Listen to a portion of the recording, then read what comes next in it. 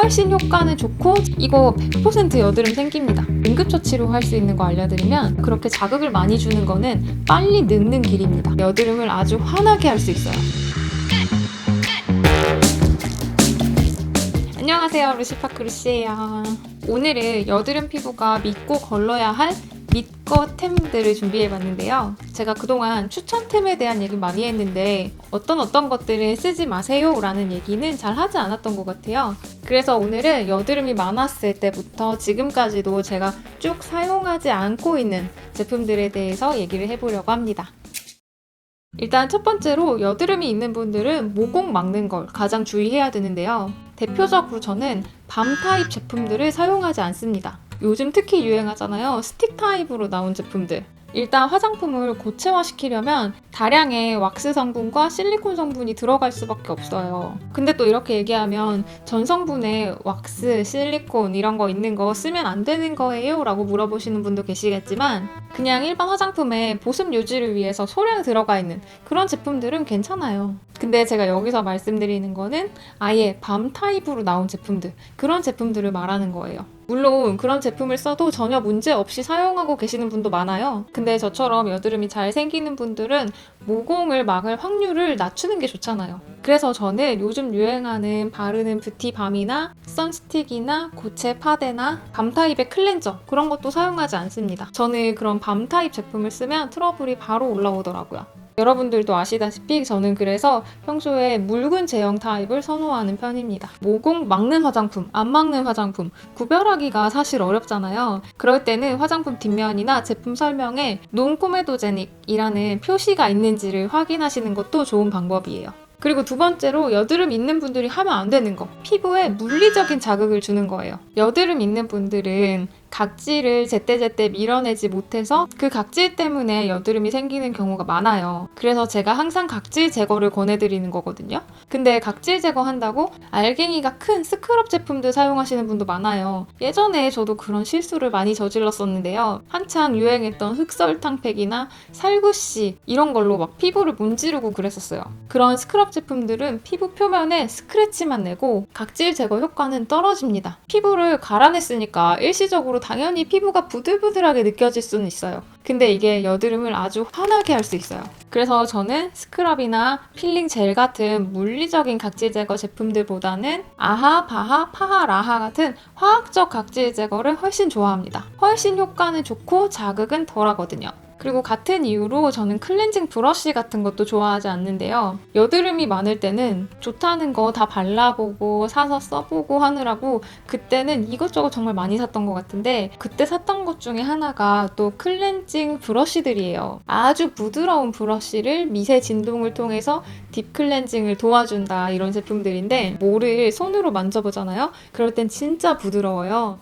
근데 막상 얼굴에 대고 클렌징을 하려면 자극이 없다고는 절대 말할 수 없거든요. 분명히 자극이 있어요. 저는 주위에서 사용한다고 했는데도 점점 피부가 민감해지고 장벽이 무너지는 듯한 느낌을 받는 거예요. 그래서 그때부터 최고의 클렌징 도구는 손이다 라고 생각하고 손으로만 열심히 클렌징을 하고 있는데 지금까지도 여드름 하나도 나지 않는 피부를 유지하고 있습니다. 그리고 또 같은 이유로 요즘 필오프 팩은 많이 안 하긴 하는데 블랙헤드 뜯어낸다고 이렇게 붙였다가 뜯어내는 제품 있잖아요. 이런 것도 사용하시면 안 돼요. 제가 요즘 느끼는 건데 피부에 그렇게 자극을 많이 주는 거는 빨리 늙는 길입니다. 그리고 또 여드름 피부가 믿고 걸러야 할 아이템, 헤어 제품들입니다. 이건 참 슬픈 일인데요. 피부와 머릿결은 공존할 수가 없는 것 같아요. 우리 미용실 갔다 나올 때 이게 정말 내 머리인가 싶을 정도로 실크 같은 머릿결을 느끼실 수 있을 텐데요. 근데 평소에 제가 그렇게 에센스를 발랐다가는 목 뒤에랑 턱 라인 그리고 이쪽 헤어라인 이쪽에 트러블이 난리가 납니다. 저는 귀 앞에랑 귀 뒤쪽 이쪽에도 트러블이 굉장히 잘 나는데 이게 헤어 에센스를 쓰고 안 쓰고의 차이인 것 같아요.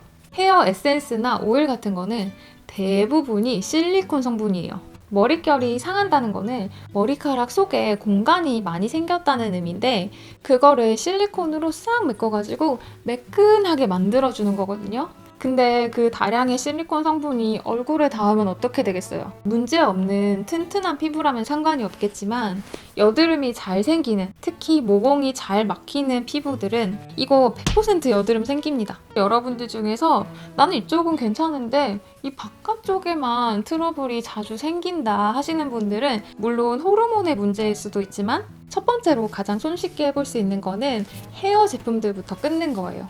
그리고 헤어 제품들 때문에 여드름이 올라왔다 할 때 응급처치로 할 수 있는 거 알려드리면 제가 정말 사랑하는 스트라이덱스 있잖아요. 스트라이덱스를 그냥 샤워하고 이 얼굴 가해 부분이랑 목 뒤랑 헤어라인 쪽 다 한 번씩 그냥 훑어서 닦아주세요. 그럼 며칠 내로 바로 진정이 됩니다.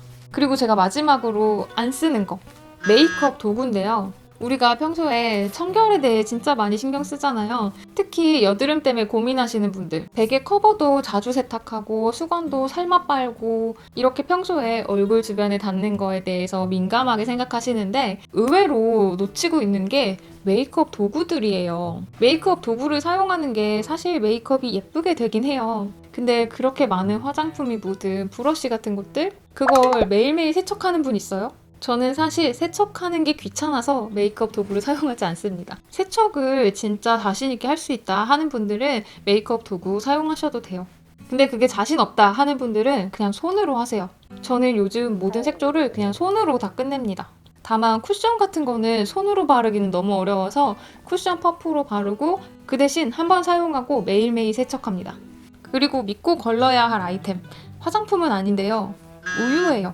우유에는 다량의 성장 호르몬이 들어가 있어요. 근데 그 호르몬이 여드름에 좋지 않은 영향을 미쳐요. 저도 피부가 한 번씩 뒤집어질 때를 생각해보면 우유를 많이 먹었을 때 그런 경우가 많더라고요. 그래서 그냥 좁쌀 여드름 같은 거 말고 빨갛고 딱딱하고 뜨거운 염증성 여드름 같은 거 자주 올라오시는 분들은 우유를 일단 한번 끊어보세요. 저는 이거 효과 되게 많이 봤거든요. 그리고 실제로 유제품 많이 먹고 여드름 났다, 유제품을 끊었더니 여드름이 없어졌다 라는 사례들도 굉장히 많으니까 한번 찾아보셨으면 좋겠고, 자, 오늘 이렇게 제가 여드름이 많았을 때부터 지금까지 사용하지 않는 믿고 거르는 믿거템들에 대해서 얘기해봤는데요. 이 말이 약간 자극적으로 들릴 수도 있겠지만 그냥 평상시에 여드름 피부가 지켜야 할 수칙 정도로 생각해주시면 좋겠고, 이것들을 참고해서 여러분도 얼른 여드름을 극복할 수 있었으면 좋겠습니다. 오늘 영상 끝까지 봐주셔서 감사하고요. 우리는 루시파크에서 다음 영상으로 또 만날게요. 안녕!